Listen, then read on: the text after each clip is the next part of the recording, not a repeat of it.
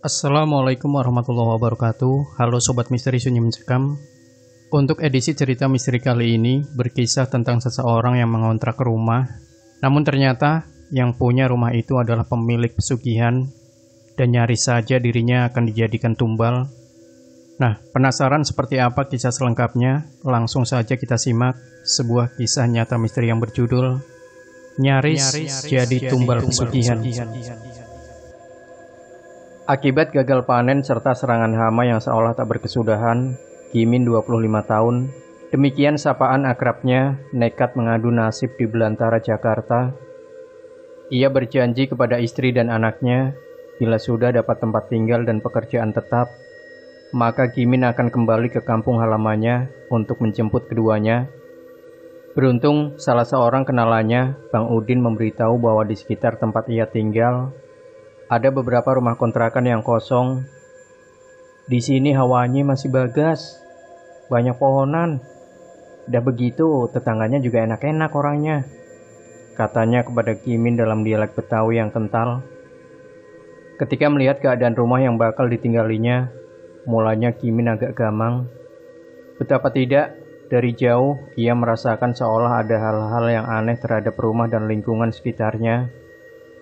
Deretan rumah itu ada di belakang tembok tinggi, dengan luas jalan sekitar 1,5 meter dan berdampingan dengan tanah kosong lumayan lebar yang ditumbuhi pohon sawo besar dengan buah yang cukup lebat. Tampaknya 8 rumah kontrakan itu sengaja dibuat untuk menjaga bagian belakang rumah besar berpagar tembok tinggi yang konon milik salah seorang pengusaha yang bergerak di bidang perminyakan.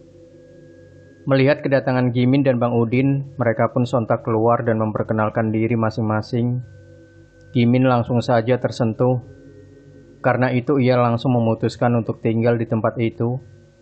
Setelah membereskan segala sesuatu dan lapor kepada RT setempat, ia pun langsung membeli sekadar kasur untuk tidur. Sementara Bang Udin meminjamkan beberapa peralatan untuk kebutuhan sehari-hari. Secara kebetulan pula, Pak RT sedang membutuhkan sopir untuk angkot. Hati Gimin merasa bunga. Ia merasakan Allah memberikan pertolongan dan jawaban langsung atas segala kesulitannya. Malam itu juga, dengan dipandu oleh Pak RT, Gimin diperkenalkan dengan seorang pengemudi lain yang kala itu masih duduk-duduk di pangkalan sambil minum kopi. Kemudian ia bersama Pak RT mencoba rute yang besok bakal dilaluinya.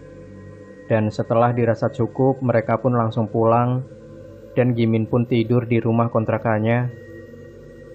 Tepat pukul 3:20, usai mendirikan sholat tahajud, ia menuju ke rumah Pak RT untuk mengambil mobil, dan langsung ke pasar induk Ramat Jati untuk mencari penumpang yang kebanyakan pedagang sayur mayur.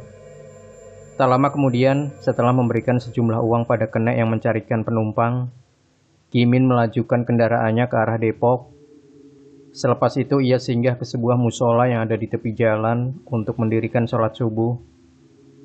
Berbeda dengan yang lain, saat istirahat atau sedang menunggu penumpang, Gimin lebih banyak menghabiskan waktu untuk membersihkan mobilnya.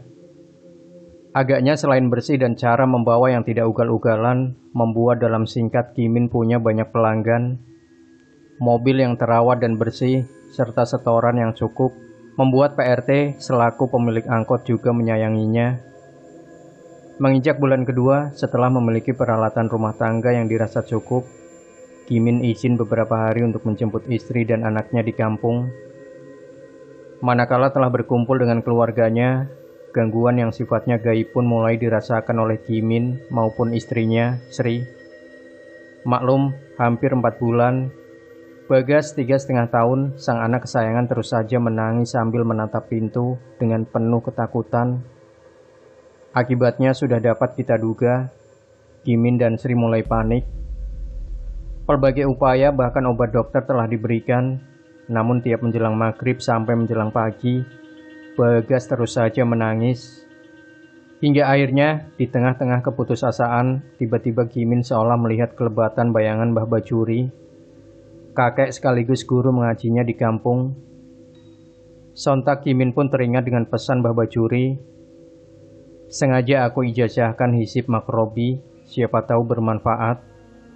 Yang penting jangan tinggalkan sholat, zakat pendapatanmu tiap hari, dan berlaku santun kepada semua makhluk ciptaannya. Insya Allah dimanapun, kamu bakal selamat dan disayang orang. Tanpa menunggu lama, Gimin langsung menyerahkan Bagas kepada istrinya.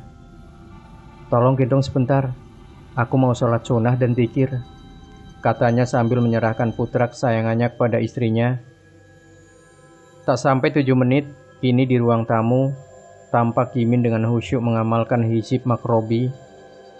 Entah berapa lama ia tenggelam dalam kehusyukan. Mendadak, dari luar terdengar benda menabrak pintu dan jeritan kelelawar yang marah. Benturan itu berulang kali terjadi, hingga akhirnya pintu pun hancur dan kelelawar besar itu berhasil masuk.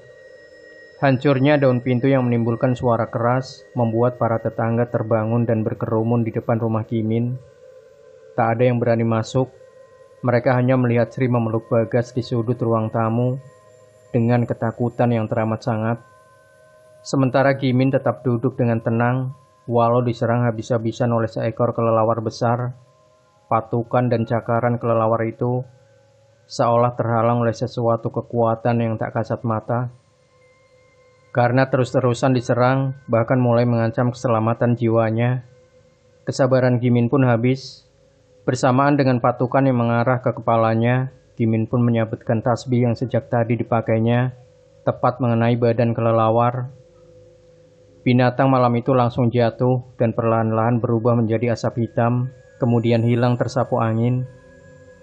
Bersamaan dengan itu, dari rumah besar di balik tembok, terdengar teriakan histeris dari seluruh penunggu rumah yang sejak tadi menunggui sang ayah yang mendadak jatuh dari kamar mandi, memuntahkan darah segar dan meregang nyawa dengan tubuh berwarna kehitaman. Seisi rumah berpendapat bahwa almarhum memang sejak lama mengidap sakit jantung yang akut. Namun ketua RT dan beberapa orang yang mafhum akan hal gaib hanya bisa menggeleng-gelengkan kepala saja. Mereka tak pernah menyangka jika orang yang sangat dihormati karena kedermawanannya ternyata pemuja setan. Selepas takziah, Pak RT pun berkata, "Untung Mas Min mampu, kalau enggak, Ana juga baru inget, udah 3 orang yang ngontrak di rumah yang sekarang Mas Min tempatin, semuanya nggak kuat. Yang 2 mati karena kecelakaan, yang 1 sakit diare." Lanjutnya dengan perasaan geram, tapi tak mampu berbuat apa-apa. "Itu semua karena Allah," jawabnya datar. "Semua karena Allah." Lanjutnya lagi sambil berjalan pulang. Demikian Sobat Misteri Sunyi Mencekam, jangan lupa tinggalkan komentar Anda, like, share video ini, subscribe channel Sunyi Mencekam, dan kembali nantikan cerita-cerita misteri terbaru dari kami. Wassalamualaikum warahmatullahi wabarakatuh.